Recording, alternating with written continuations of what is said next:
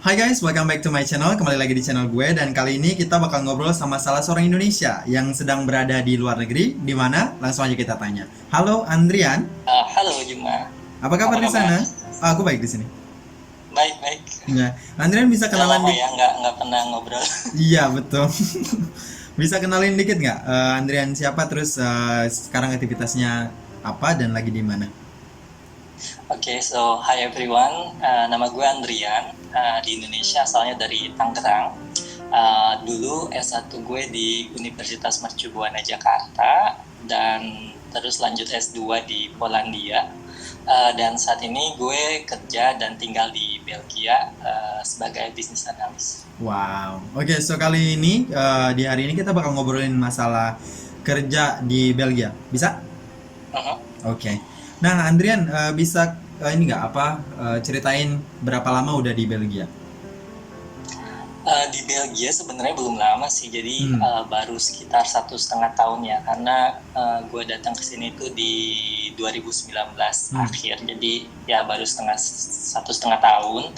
Tapi gue di sini kan pernah dulu tinggal di Belgia tahun 2017 ya, Mhm. buat ikut exchange gitu, jadi uh, udah cukup familiar lah dengan Belgia. Oke. Sekarang kerja di Belgia ya sebagai Uh-huh. apa tadi? Business analyst. Business analyst. Oke. Nah, itu pada saat mendaftar di Belgia nih, susah nggak sih dapat kerja di Belgia itu? Uh, Menurut gue pribadi sih ya susah ya, Hmm. karena khususnya buat orang asing. Hmm. Karena di sini khususnya lagi buat pekerjaan yang ibaratnya kerja kantoran lah kayak gitu. Itu susah karena pertama di Belgia sendiri kan negaranya itu menggunakan 3 bahasa resmi ya. Jadi Iya. bahasa Belanda, bahasa Prancis, dan juga bahasa Jerman gitu. Jadi uh, apa ya, mayoritas perusahaan-perusahaan di sini itu pasti prepare untuk nge-hire orang yang at least menguasai salah satu dari bahasa lokal tadi gitu. Hmm. Jadi kita tuh dituntut banget untuk bisa menguasai salah satu bahasa lokal di samping bahasa Inggris gitu. Jadi ya meskipun banyak banget ibaratnya organisasi atau perusahaan-perusahaan internasional di sini gitu, tapi menurut pengalaman gua pribadi sih, untuk lowongan yang hanya mensyaratkan bahasa Inggris itu jarang gitu. Sedikit lah, relatif sedikit gitu, Hmm. dan pasti kompetisinya juga tinggi kan, karena tadi di sini pun di Belgia orang asing lumayan banyak kan gitu, jadi kompetisinya tinggi. Ya butuh waktu lama lah, ibaratnya butuh waktu untuk dapat pekerjaan gitu. Terus yang Oke. kedua juga, menurut gue lowongan-lowongan kerja di Belgia itu requirement-nya banyak banget gitu. Jadi Oke. misalkan ya kita perlu banyak skill ini, skill itu, skill yang lain, dan juga biasanya di sini tuh sangat meminta banget pengalaman kerja gitu. Jadi Oke. mungkin agak sedikit susah buat orang-orang yang fresh graduate ya, karena pasti pengalaman kerjanya belum banyak gitu kan. Itu yang kedua, dan yang ketiga juga pastinya terkait dengan birokrasi lah ya, karena Hmm. we need a permit to work in Belgium. Oke. Nah, kemarin Andrian bisa dapat kerja di Belgia dan kemudian sumbernya itu kayak gimana? Jadi awalnya sebenarnya dari tahun 2018 ya. Jadi Hmm. setelah gue lulus kan gue apply kerjaan di berbagai negara gitu. Hmm. Kayak di Belgia, di Polandia, ke Singapura, Dubai, Indonesia gitu. Namanya kan baru lulus kan. Iya. Gue mulai cari-cari kerja kayak gitu, dan pada waktu itu gue dapat tawaran kerja di sini gitu. Tapi atas berbagai pertimbangan akhirnya gue memilih untuk mengambil tawaran kerja yang ada di Polandia kan. Hmm. Nah, selama gue kerja di sana, setelah kurang lebih 1 tahun lah kerja di Polandia ya, di Warsaw, itu gue mulai cari-cari lagi tuh lowongan kerja. Biasanya gue carinya sih sumbernya di LinkedIn ya. Jadi Oke. gue cuman biasanya klik Firm. nama pekerjaannya apa, Ya. terus lokasinya di mana, kan kita bisa set tuh di situ Iya. ya. Nanti terus gue bikin job alert gitu kan. Jadi bikin notifikasi kalau misalkan ada pekerjaan yang terkait yang kita keyword yang kita masukkan, nanti kita dapat email notifikasi. Nah, basically gue kayak gitu. Nah, terus pada waktu itu ya gue dapat telepon kayak gitu. Jadi gue pernah apply kerja di perusahaan tersebut, terus ternyata posisinya itu masih buka gitu. Padahal setelah lama ya, setahun ya. Satu tahun ya. Jadi ditelepon, terus ya pasti tahap pertama kan interview sama HRD, terus selanjutnya kan pasti interview dengan calon atasan, terus juga biasanya ada interview yang ketiga, yaitu interview bareng atasan kayak gitu. Oke. Nah, jadi ya gitu aja sih, ngikutin prosesnya. Terus setelah dinyatakan diterima, tanda tangan kontrak, ya akhirnya gue pindah ke sini. Oke. Nah, kemarin specifically milih Belgia itu kenapa sih mau kerja di sana? Sebenarnya milih Belgia ya menurut gue sih selama ada kesempatan ya kenapa enggak ya. Gitu, karena kita pasti dapat pengalaman baru, dapat experience baru kayak gitu. Dan selain itu juga di Belgia sebenarnya menurut gue menawarkan banyak keuntungan jika kerja di sini gitu. Yang pertama, work-life balance-nya juga cukup bagus gitu. Karena di Belgia sendiri jam kerjanya itu relatif pendek sih menurut gue. Karena berdasarkan pengalaman gue pribadi, waktu gue kerja di Indonesia sama di Polandia kan, gue kerjanya itu sekitar 40 jam per minggu ya. Ya, 40 jam per minggu. Sedangkan di Belgia sendiri ini rata-rata untuk white collar atau kerja kantoran kayak gitu, jam kerjanya itu kurang lebih 37 jam legalnya ya. Tapi rata-rata di sini kerjanya itu sekitar 38 jam per minggu kayak gitu. Gua sendiri sih kerjanya itu 38 jam per minggu, tapi karena gue kerja lebih dari waktu kerja yang dilegalkan kayak gitu, gue dapat libur tambahan sekitar 6 hari. Itu disebutnya ADP, jadi Arbeit Dur Verkorting kayak gitu. Jadi kalau kita kerja lebih dari jam kerja kita, maka kita berhak untuk mendapatkan libur tambahan kayak gitu. In my case gue tadi dapatnya 6 hari libur tambahan per minggu. Itu terus kalkulasinya beda-beda ya? Iya, regulasi maksudnya secara general aturannya itu untuk orang yang white collar workers itu 30 jam per minggu, tapi perusahaan masing-masing perusahaan berhak mengatur jam kerjanya disesuaikan dengan kebijakan perusahaan tersebut gitu. Jadi bisa aja kerjanya 38 jam per minggu atau 40 jam per minggu, tapi si karyawan berhak untuk mendapatkan libur tambahan kayak gitu. Terus yang kedua juga menurut gue di sini liburnya juga tadi lumayan cukup banyak ya liburnya. Jadi secara general setiap pekerja di Belgia itu berhak mendapatkan liburan sekitar 20 hari per tahun, ditambah 10 hari tanggal merah, terus ditambah libur tambahan tadi, terus ditambah juga ada libur sektoral kayak gitu. Jadi di total mungkin kita bisa dapat libur sekitar 1 sampai 1,5 bulan per tahunnya gitu. Jadi itu cukup banyak sih menurut gue, karena pengalaman gue pribadi waktu di Indonesia, gue kalau nggak salah dapat libur sekitar 12 sampai 14 hari per tahun gitu kan. Jadi di sini cukup banyak, dan kalau misalkan tanggal merahnya itu jatuh di hari Sabtu atau hari Minggu, itu kita kita bisa ngambil kapan aja, kita bisa ganti kapan aja di hari biasa. Enak ya. Jadi ya tadi lumayan banyak lah ibaratnya. Terus yang ketiga menurut gue di sini juga salary package-nya juga cukup bagus ya. Jadi selain dari gaji pokok yang kalian terima, juga kalian berhak mendapatkan beberapa keuntungan lainnya kayak gitu, kayak benefit lah. Yang pertama pastinya misalkan meal vouchers gitu, terus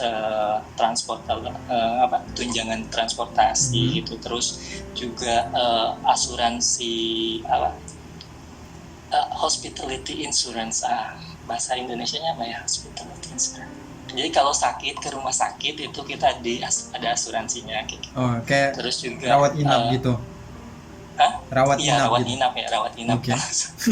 Ya, terus juga ada grup insurance. Jadi grup insurance itu kalau misalnya kalian sakit ke dokter kan, terus beli obat, nah itu juga ada tunjangannya. Terus ada asuransinya maksudnya. Terus kalau misalkan kalian kecelakaan atau punya cacat fisik permanen juga ada asuransinya kayak gitu.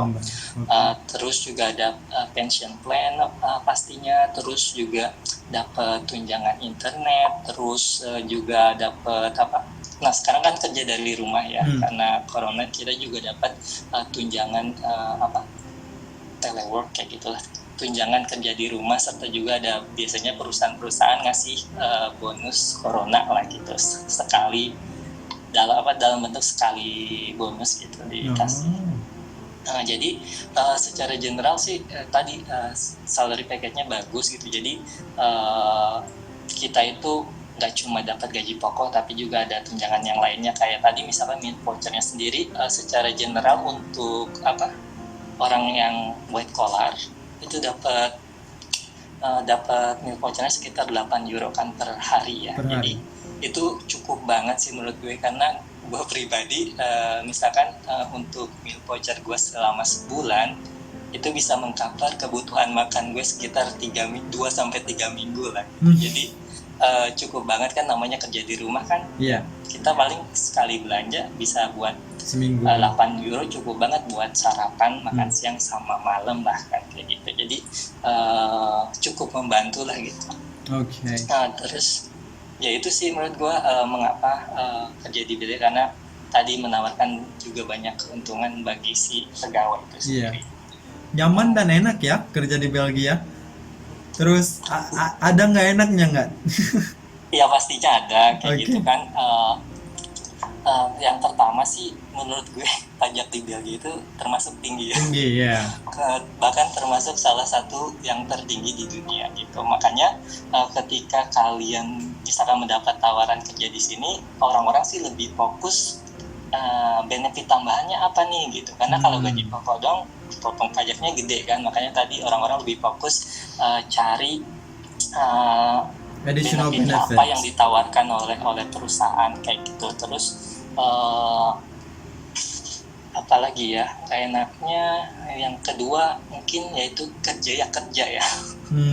You know what I mean lah ya. Jadi ya mungkin itu secara general di Eropa lah, kerja itu beneran ya kita harus kerja kayak itu harus sangat profesional. Itu sih yang menurut gue nggak enaknya kerja di sini.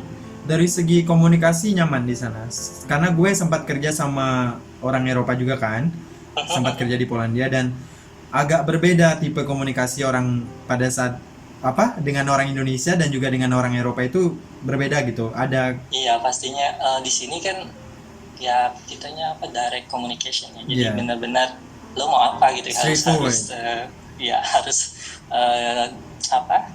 terangin yang jelas gitu. Lo maunya apa, nggak usah belibet-belibet ke sana kemari. Just tell me what you want. Oke. Nah kemarin pada saat mendaftar kerja di Belgia, ada pengalaman unik nggak yang sampai sekarang nggak lupa nih? Pengalaman unik apa ya? Mungkin satu sih terkait nama gue ya. Oke.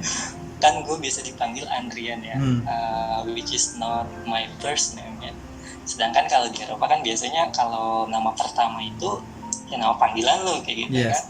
Nah ketika gue suka memperkenalkan diri kayak gitu, atau ya biasa dipanggil Andrian, tapi pas mereka lihat CV gue, why not Muhammad? It's Muhammad, right? Yes. Kayak gitu. Jadi kok ya kalau di Indonesia kan kita nggak kurang familiar dengan family name, nama keluarga. Yes. Ya.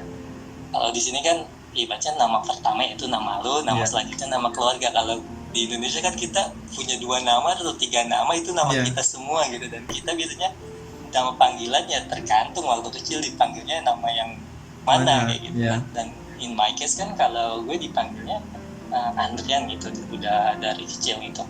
Jadi pas kamu perkenalkan diri di sini Andrian padahal nama pertama gue adalah Muhammad, pasti mereka sedikit nanya. Jadi gue pasti selalu jelasin tuh, setiap gue melakukan interview gitu pasti gue selalu ngejelasin hal sepele itu. Kalau di Indonesia itu nama keluarga kurang begitu, konsep family name itu kurang begitu digunakan.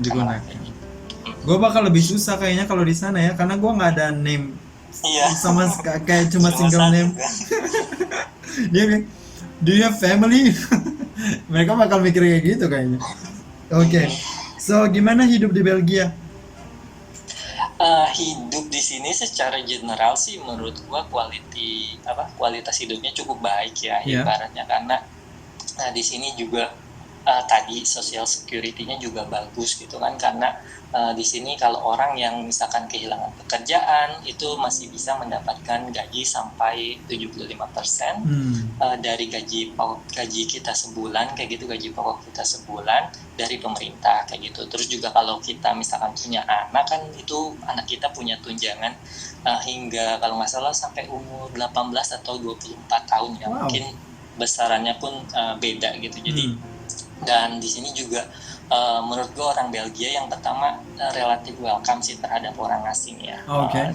Ya di sini, karena di Belgia sendiri menurut gue salah satu negara di Eropa yang sangat multikultural kayak gitu. Jadi banyak banget orang-orang dari berbagai negara datang ke sini, dan di sini pun kita akan sangat mudah gitu menjumpai orang-orang dari beraneka ragam background kayak gitu, termasuk orang-orang yang ibaratnya menggunakan atribut keagamaan gitu. Di sini misalkan kayak kan orang Yahudi ya, mereka masih banyak orang Yahudi yang memakai kayak topi hitam, jubah hitam kayak gitu kan, yang memang sangat melekat dengan atribut keagamaan kayak gitu. Terus juga untuk orang-orang Muslim ibaratnya di sini juga ya banyak banget kita akan mudah menjumpai wanita-wanita yang berhijab kayak gitu, ataupun gampang menjumpai masjid. Dan di dunia kerja pun ibaratnya bebas kayak gitu. Bahkan ya teman kerja gue sendiri ada yang memakai kerudung di lingkungan kerja gitu. Jadi ibaratnya di sini ya siapapun lo gitu dilindungi lah oleh negara kayak gitu. Culture-nya diverse ya? Iya. Terus juga yang kedua menurut gue di Belgia ini termasuk gampang cari makanan Asia gitu ya.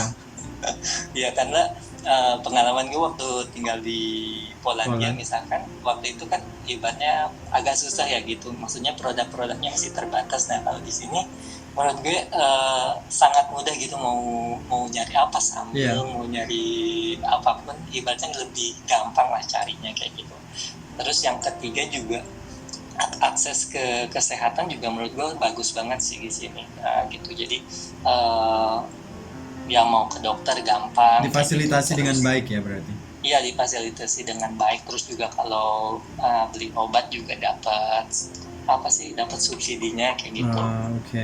Jadi cukup bagus lah untuk akses kesehatannya. Terus juga selanjutnya menurut gue ya tadi sih untuk kerja di sini juga gajinya lumayan bagus kayak gitu, karena di Belgia sendiri kalau nggak salah gaji minimumnya itu termasuk salah satu yang tertinggi di Eropa ya.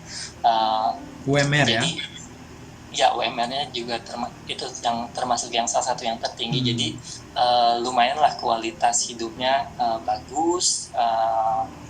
Terus tadi akses kesehatannya bagus. Terus juga setiap orang kan berhak mendapatkan pensiun, jadi nggak cuma pegawai negeri aja kayak di Indonesia, tapi pegawai swasta pun kita dapat pensiun gitu. Tapi pastinya ada juga nggak enaknya ya. Nggak enaknya yang pertama menurut gue sih di sini tuh cuacanya sering banget hujan kayak gitu. Jadi melankolis lah suasana cuacanya di sini tuh. Redup gitu hatinya. Iya. Cuacanya nggak enak. Terus yang kedua mau apa-apa harus bikin appointment gitu.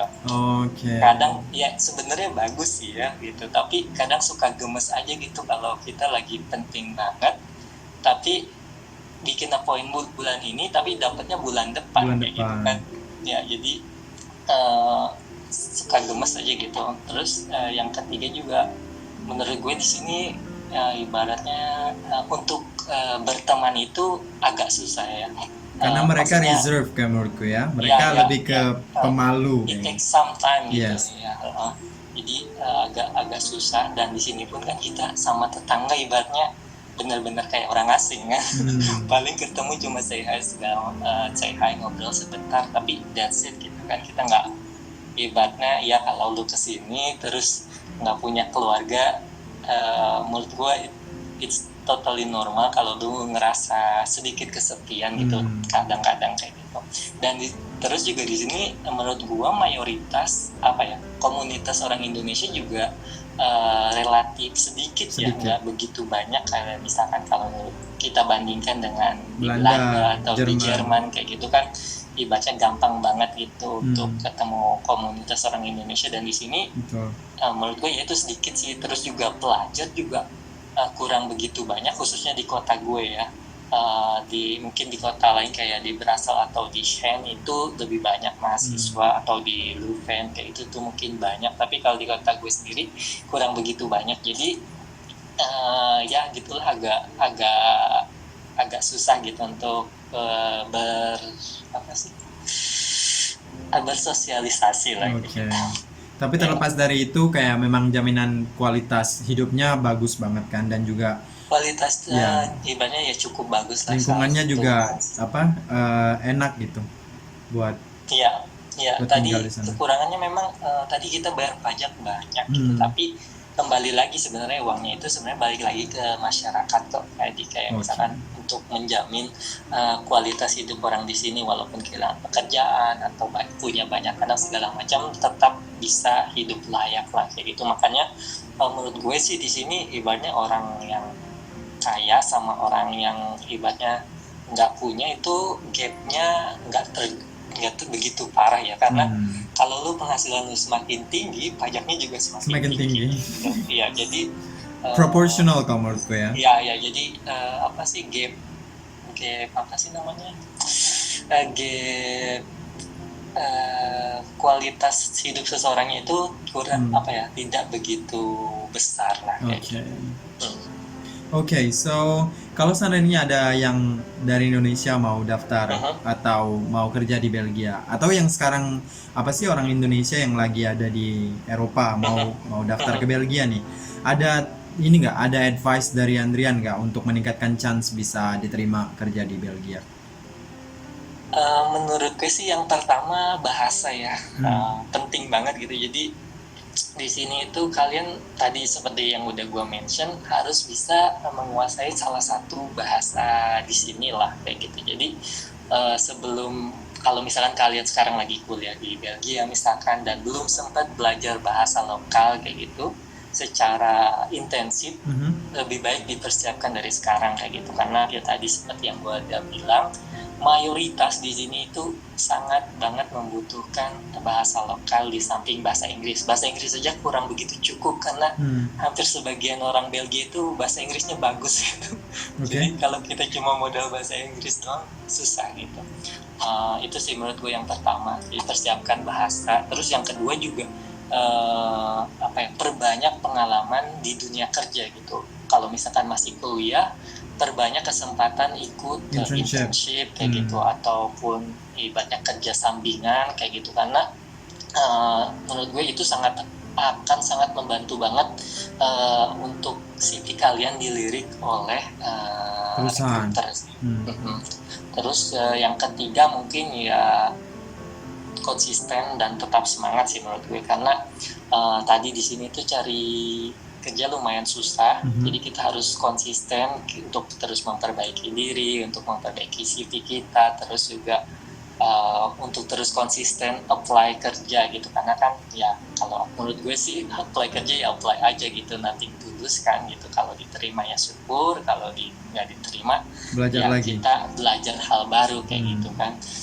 Itu sih. Terus ya tadi tetap semangat pastinya, karena nggak gampang. Ibaratnya cari kerja di negeri sendiri aja susah gitu. Gue aja ibaratnya waktu lulus tahun 2018 coba untuk cari kerja di Indonesia nggak dapat gitu, bahkan Susah. ibaratnya screening aja nggak lolos kayak gitu, ibaratnya nggak dipanggil buat interview kayak gitu, apalagi di negeri orang kan. Betul. Pasti lebih susah. Jadi kita harus bisa maintain semangat kita supaya ya intinya kalau kita tetap semangat dan konsisten, pastilah hebatnya kesempatan itu akan datang lah gitu pada waktu yang tepat, itu aja sih. Mantap.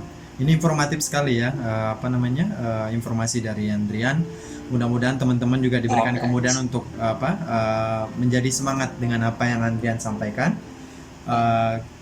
Mungkin itu aja kali ya, Andrian. Ya, I think that's all. Oke.